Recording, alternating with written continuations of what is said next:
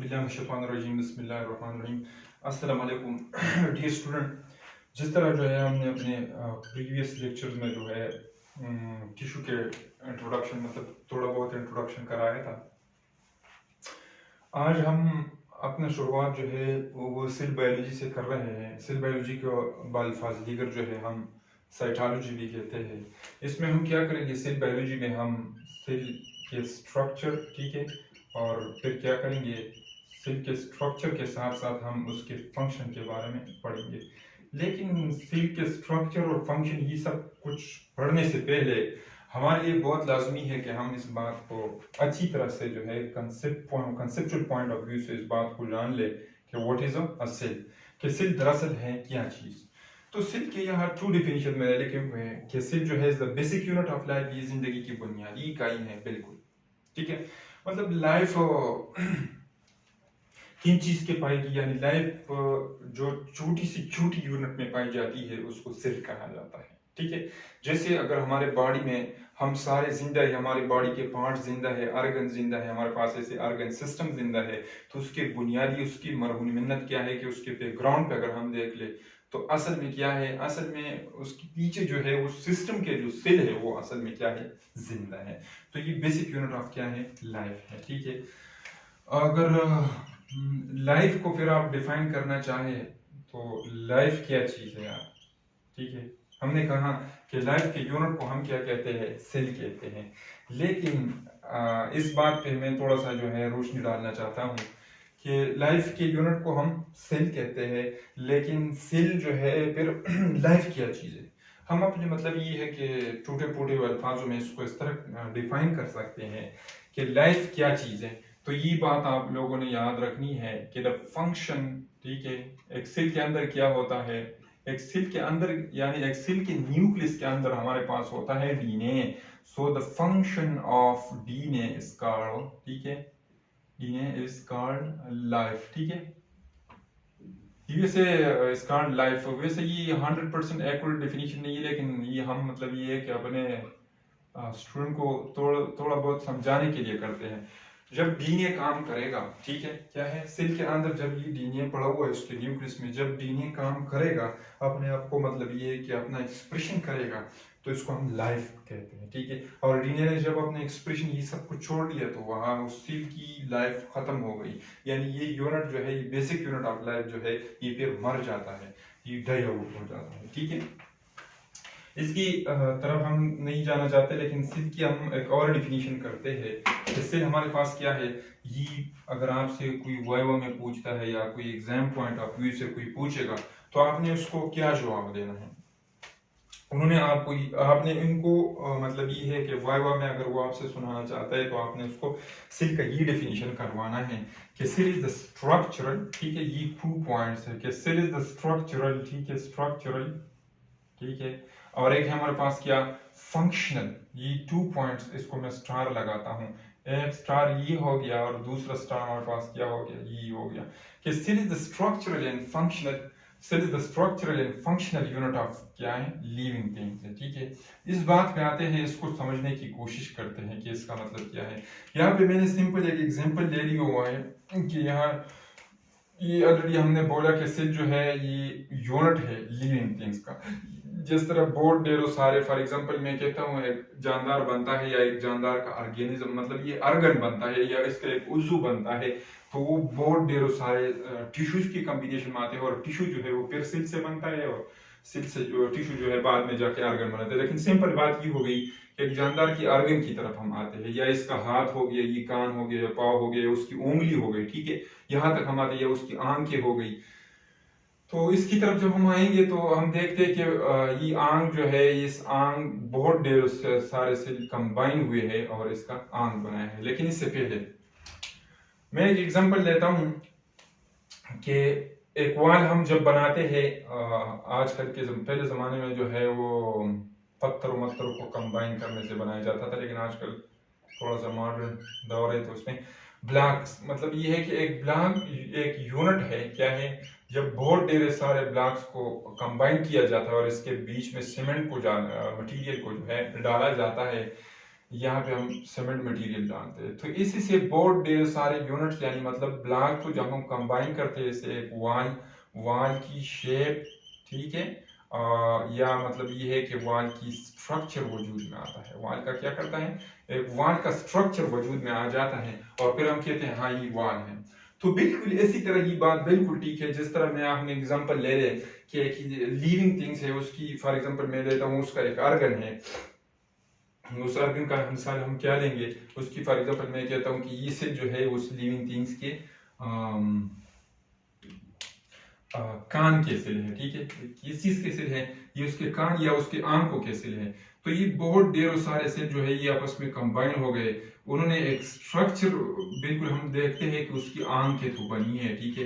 तो उन्होंने बहुत ढेरों सारे सेल के कॉम्बिनेशन ने क्या कर दिया, उन्होंने इसके जिस तरह ये ब्लॉक्स कंबाइन हो गए और उसने स्ट्रक्चर दिया किस चीज को, इस वाल का शेप और स्ट्रक्चर बना दिया।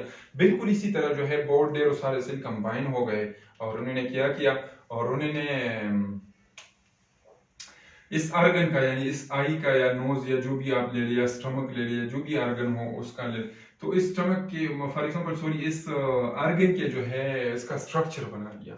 लेकिन एक बात याद रखनी है, या ये यूनिट जो है ये ब्लॉक हो, ये यूनिट हो, ये हमारे साथ क्या था, नॉन लिविंग यूनिट था, नॉन लिविंग। ये दीवार जो हमारे पास ये क्या है, ये नॉन लिविंग थिंग्स है। तो यहाँ पे हम बात कर रहे हैं लिविंग थिंग्स की। तो हमने कहा कि बेसिक यूनिट आप क्या है, लाइफ है, और लाइफ किन चीज में पाई जाती है, लिविंग थिंग्स के अंदर पाई जाती है। तो इसलिए जो है इसने स्ट्रक्चर तो बना दिया, अपने हिस्से का काम कर दिया। लेकिन जब हम इधर आते हैं ये लिविंग थिंग्स की जानिब या उसके ऑर्गन की जानिब, पहली बात पे तो उसने स्ट्रक्चर बना दिया, तो ये पॉइंट क्लियर हो गई कि सेल इज द स्ट्रक्चरल, ठीक है, स्ट्रक्चर यूनिट है, उसका साख्त और स्ट्रक्चर तो बना दिया। लेकिन उसके बाद ये है कि एक और पॉइंट है, ये फंक्शनल यूनिट भी है। इसका मतलब क्या है कि ये सेल जो है इसका मतलब ये है कि ये भी ब्लॉक की तरह जो है, इसमें थोड़ा सा डिफरेंस है क्योंकि वो नॉन लिविंग यूनिट है और ये लिविंग है।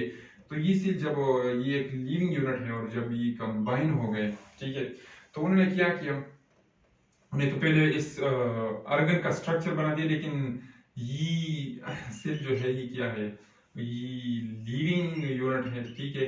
तो इसके साथ एक और पॉइंट याद रखनी है कि अगर ये ऑर्गन कोई काम करेगा, ठीक है, तो ये इसका मतलब ये हो गया कि ये ऑर्गन अगर कोई काम करता है तो वो दरअसल इसके सेल का काम है, ठीक है।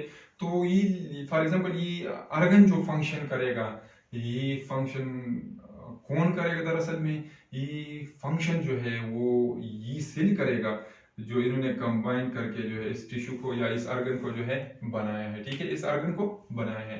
तो ये पॉइंट हो गया कि the cell is the structural, और ये सिर्फ स्ट्रक्चर नहीं है कि इस ऑर्गन का या फॉर एग्जांपल ये आंख को इस आंखों का या इस कान का जो है साख बना दे, लेकिन ये कान और आंख के जो जो काम कर रहे हैं ये बदौलत किसके कर रहे हैं, ये जो जिन सेल के कॉम्बिनेशन से बने हुए हैं, ये इन सेल का मरहून मिन्नत है, ये सेल ये काम कर रहे हैं। तो दरअसल ये इसका अच्छा डिफिनीशन हो गया कि cell is the structural and functional unit of living things, ठीक है। ये छोटा सा डिफिनीशन था, हम हमारी कोशिश यही थी। इसका मिसाल हम थोड़े बहुत एग्जांपल और भी ले सकते हैं। जिस तरह मैं अगर आपको एग्जांपल दे दूं कि आप यूरिनरी सिस्टम के बारे में आपको पता होगा, तो यूरिनरी सिस्टम जो है हमारे हम पे कहते हैं कि यूरिनरी सिस्टम क्या करते हैं, वो यूरिन फॉर्मेशन करते हैं, ठीक है। यूरिन फॉर्मेशन करना या यूरिन को किस तरह फॉर्मेशन करना होता है, तो उसकी बारे में अगर हम जाए ये फंक्शन, तो फिर हम कहेंगे कि हमने जाना है यूरिनरी सिस्टम को पढ़ना है। तो जब हम यूरिनरी सिस्टम के सेल पढ़ते हैं, ठीक है, तो हम कहते हैं कि एक पॉइंट पे जो है ये यूरिनरी सिस्टम जो है, ये यूरिनरी सिस्टम, ठीक है, ये यूरिनरी सिस्टम। तो ये यूरिनरी सिस्टम जो है ये तो बना हुआ है किन चीजों से, ये बना हुआ है सेल से, ठीक है। यूरिनरी सिस्टम का स्ट्रक्चर जो है वो बहुत ढेर सारे सेल से बना हुआ है। लेकिन अगर कोई आपसे पूछ ले कि ये यूरिनरी सिस्टम काम क्या कर रहा है, तो इसका मतलब ये हुआ कि ये यूरिन फॉर्मेशन करता है। तो ये यूरिन फॉर्मेशन कौन करता है, ये जो यूरिनरी सिस्टम जिन सेल से बना हुआ है ये उन सेल का फंक्शन है। यानी ये सिल जो है इन्होंने इनको क्या कर दिया, एक तो इनको स्ट्रक्चर दे दिया है, ठीक है, स्ट्रक्चर दे दिया है। और अगर ये सिस्टम जो काम कर रहा है वो दरअसल ये सेल काम कर रहे हैं और क्या जाके यूरिन बनाते हैं। इसी तरह आप रिप्रोडक्टिव सिस्टम को ले ले, ठीक है, हम डिटेल में नहीं जाना चाहते। रिप्रोडक्टिव सिस्टम को ले ले तो रिप्रोडक्टिव सिस्टम बहुत ढेरों सारे सेल के कॉम्बिनेशन से बना होगा, लेकिन रिप्रोडक्टिव सिस्टम के सेल का फंक्शन क्या होता है, वो हमारे पास गेमिट्स पैदा करते हैं, ठीक है, गेमिट्स। अगर कोई आपसे पूछ लिया रिप्रोडक्टिव सिस्टम जो है बना किन चीजों से, तो आप इनके सेल के बारे में बताएंगे। हाँ, तो ये एक बात हो गई कि बहुत ढेर सारे सेल की कॉम्बिनेशन से तो ये बना है। लेकिन दूसरी बात, अगर वो आपसे पूछ ले कि इसका फंक्शन क्या है, तो ये फंक्शन दरअसल में इन सेल का ही फंक्शन है। तो उन्होंने ये रिप्रोडक्टिव सिस्टम जो है उनको एक क्या कर दिया है, शेप दे दिया है, स्ट्रक्चर दे दिया है, और दूसरे जो सिस्टम जो काम कर रहा है तो वो उसकी दरअसल जो है वो उसकी सिल की मरहूनी मिन्नत है। यानी दरअसल में इस सिस्टम जो सिल से कंप्राइज है, जो सिल से बना हुआ है, वो दरअसल वो सिल ये काम कर रहे हैं। ये हमारे पास थोड़ी सी डिस्कशन थी, और अब हम इजाजत चाहते हैं इंशाल्लाह आने वाले लेक्चर में जो है हम सेल के ऑर्गेनेल के बारे में डिटेल से पढ़ेंगे, ठीक है, एक एक ऑर्गेनेल को आउट करके फिर हम शुरुआत देंगे सेल मेम्ब्रेन से इंशाल्लाह। फिर इसमें आगे जाके जो है जितने भी ऑर्गेनेल है या सेल के जितने भी कंपोनेंट्स हैं हम इसको जो है स्टेप बाय स्टेप पढ़ लेंगे। तो यहाँ पे हम अपने ये थोड़ी सी डिस्कशन थी, और यहाँ पे जो है हम अपने लेक्चर का अख्तिताम करते हैं। इंशाल्लाह आने वाले लेक्चरों को जो है आपने इंतज़ार करना होगा और आपने जो है इसके लिए वेटिंग करनी होगी। आज भी मेरी तबीयत थोड़ी सी ख़राब है, तो इंशाल्लाह आप अपनी दुआओं में याद रखें, नेक तमन्नाओं में याद रखें, और हमारी भी नेक तमन्नाएं आप लोगों के साथ है। तो इंशाल्लाह हम नेक्स्ट लेक्चर में मिलेंगे सेल के फर्दर डिफिनीशन के साथ। अभी अल्लाह हाफिज़।